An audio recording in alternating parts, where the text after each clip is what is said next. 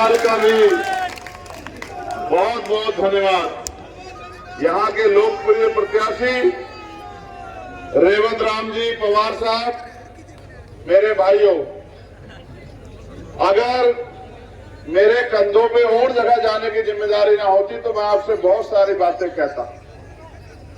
आपका मेरा संघर्ष का रिश्ता है, दुख का, तकलीफ का, आप बिल्कुल इस बात को जानते हैं।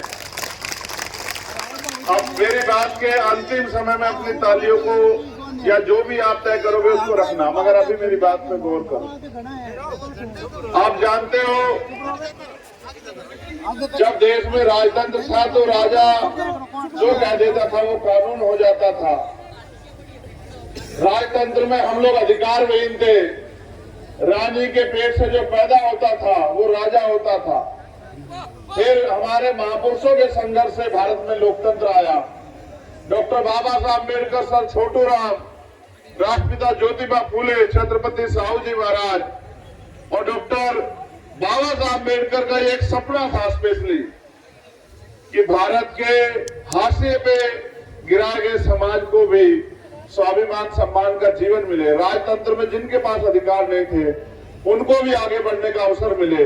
लोकतंत्र इसलिए आया कि वोट की शक्ति आपके हाथ में आई और इस वोट से आपको तय करना है कि आपके क्षेत्र का विधायक कौन होगा, सांसद कौन होगा, मुख्यमंत्री कौन होगा, प्रधानमंत्री कौन होगा। आप चाहो तो किसी को भी बना दो और आप चाहो तो किसी को भी गिरा दो, मगर बुरा ये हुआ जब वोट की ताकत बाबा साहब अम्बेडकर ने अपने 4 बच्चों की कुर्बानी से आपको दी। दुश्मन बड़ा खतरनाक है, बड़ा समझदार है, उसका थोड़ा सा वोट है, वो राज करता है। इसके पीछे रणनीति है। रणनीति ये है कि दुश्मन को पता है इनके पास वोट है, लेकिन ये गरीब है, इनके पास अच्छे घर नहीं है, अच्छा खाना नहीं है, पीने को अच्छा पानी नहीं है, सुख सुविधाएं नहीं है। इनकी वोट को, इनके पास जो कमी है नोट की, आर्थिक कमजोरी जो है, हमें नोट से खरीदना है। लंबे समय से वो करता आ रहा है।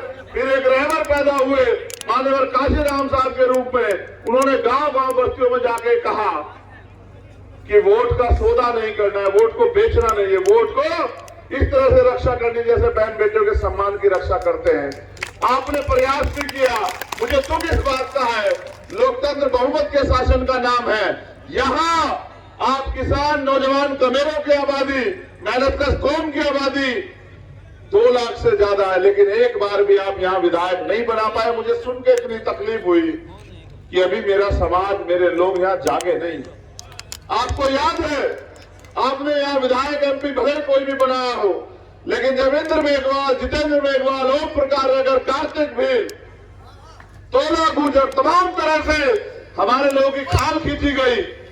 अगर सड़क पे कोई था तो आपका विधायक, आपका मंत्री नहीं था।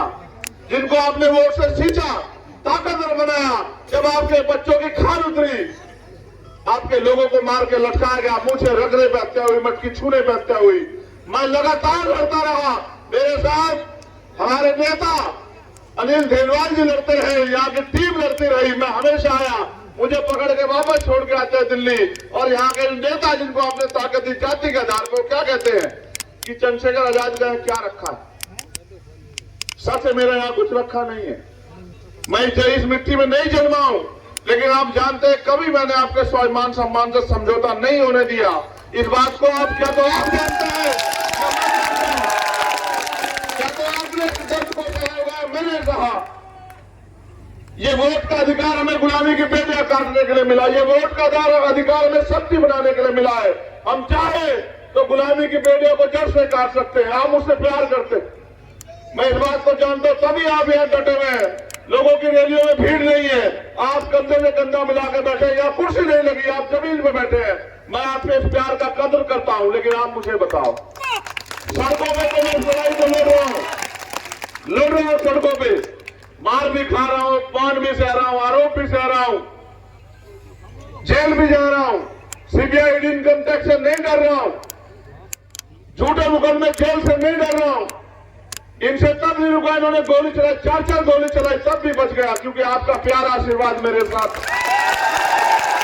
लेकिन आप ये नहीं जानते, कि तब राज तलवारों के दम पे बदला जाता था, तब तलवार के नाम पे हथियार थे, आज वोट के नाम पे हथियार है।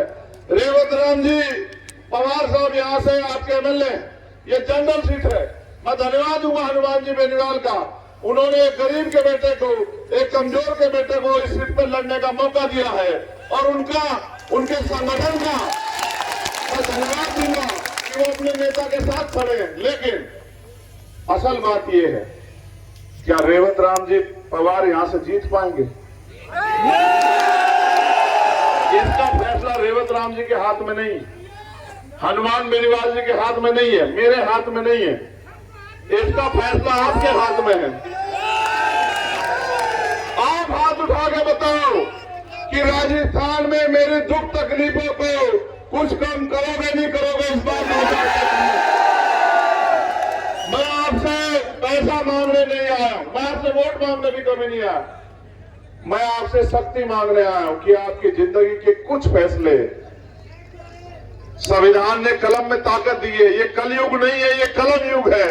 यहां आज एक प्राइमरी स्कूल के हेडमास्टर के बेटे को भी अधिकार है अपनी बात रखने का, और आपका मंच सजा है, आपके नेता यहां बैठे, मैं आपसे कहना चाहता हूं,